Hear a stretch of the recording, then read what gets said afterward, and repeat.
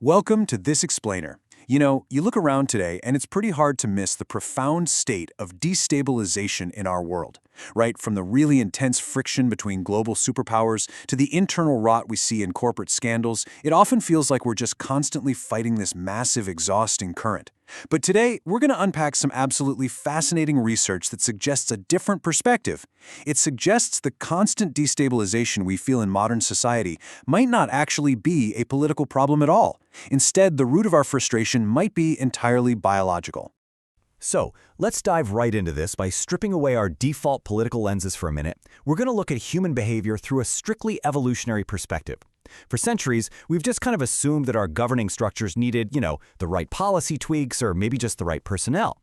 But what if the very ways we try to govern ourselves are actually artificial masks forced onto a species that already possesses its own natural law of leadership?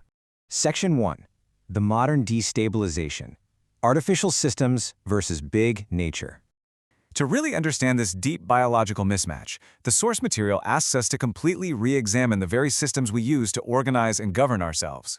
We have to look at the conflict between what researchers call administrative theater, so labels like democracy, dictatorship, and autocracy, that basically operate on the assumption that human societies are causal-based machines, and big nature, because in reality, we aren't simple machines with levers and gears. We're complex, adaptive organisms driven by evolved instincts and organic bottom-up natural law. We are literally trying to force rigid top-down structures onto a species that naturally resists them. Moving into Section 2, Evolution of Human Leadership, the Chosen and the Determined. Let's look back at the ancestral savannas where our social behaviors first formed. Evolutionary leadership theory argues that leadership wasn't invented by politicians or, drafted in some boardroom. It naturally emerged as an adaptive strategy to help early human groups survive very specific life-or-death challenges. Nature doesn't order us through ballots or bayonets. It orders us through cognitive ancestral leader prototypes.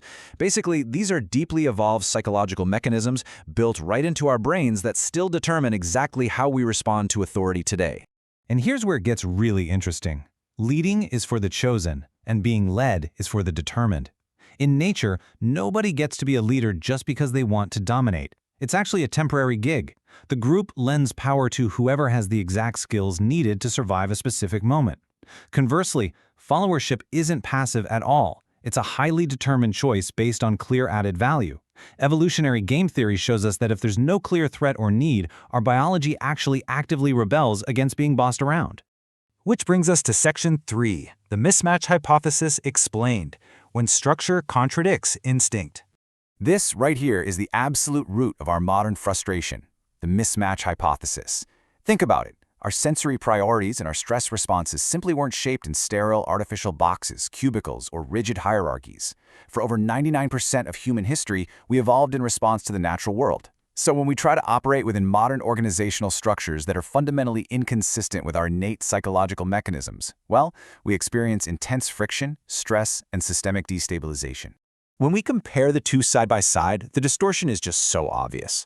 In ancestral structures, power emerges from the bottom up. The leader has very limited power. And importantly, the group possessed highly effective stop strategies. If a leader got out of line, the group used gossip, criticism, or they literally just walked away to keep powerful individuals in check. But in modern organizations, leaders are assigned top-down with excessive power over our livelihoods. Those evolved stop strategies are severely limited now. We can't exactly just walk away from our jobs or our governments without massive consequences, which entirely strips away the natural checks and balances we evolved with. Let's look at some solutions in Section 4, Philosophy and Mutual Aid, Reason, Virtue, and Cooperation.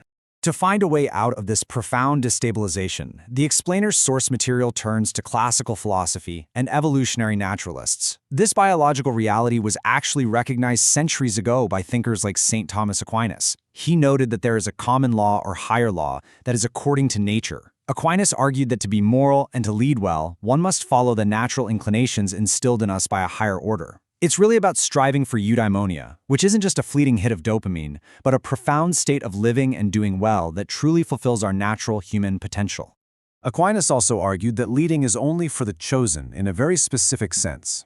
A leader absolutely must cultivate a settled disposition toward excellence, and this is achieved through 4 cardinal virtues: prudence, justice, fortitude, and temperance. The thinking goes, without cultivating these virtues, those in power are just entirely unequipped to handle the weight of leadership, and they inevitably devolve into tyrants, disrupting the natural harmony of the group. Building on this biological and philosophical perspective, we look to the great naturalist Peter Kropotkin. During his extensive expeditions mapping the frontiers of Siberia, Kropotkin made a really profound observation.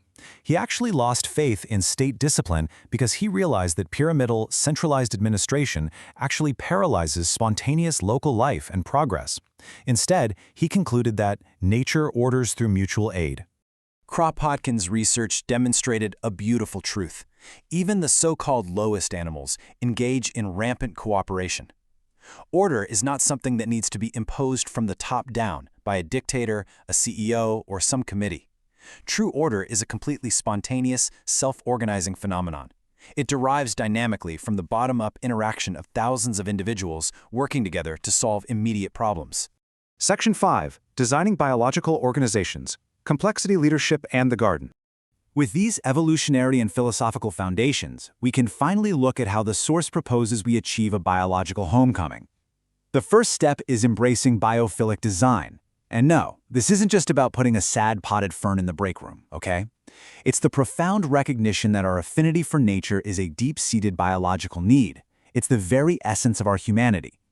This framework suggests we've got to shift away from a product-based theory of the firm that treats people like inventory and instead see our organizations as living organisms. We must stop trying to rigidly direct change from a mahogany desk and instead provide linkages to emergent, natural structures. To actually build this, the research points to complexity leadership theory and its tripartite structure. You still have your administrative leadership, purely to provide basic coordination and, keep the lights on. But the magic happens with adaptive leadership. These are solutions that aren't assigned, but bubble up organically from the collective intelligence of the group when a problem arises. Finally, enabling leadership acts as the soil. It creates the perfect conditions and culture for that natural emergence to safely take root. So the ultimate takeaway from all this research is a profound shift in mindset. We don't need another loud, chaotic administrative revolution trying to force a new mechanical system onto humanity. What we need to do is stop trying to build a machine and start tending the garden. When we accept the order nature has already written, when leadership becomes a virtue-driven influence and followership becomes a determined participation, humanity doesn't just survive the current, it flourishes. So, as we wrap up this explainer, we leave you with this final, pivotal question to consider. Look at your workplace, your community, your government. Are we ready to stop building the machine and start tending the garden? The evolutionary blueprint is already inside us. The question is simply whether we are finally ready to follow it. Thank you so much for joining us as we explored this vital research.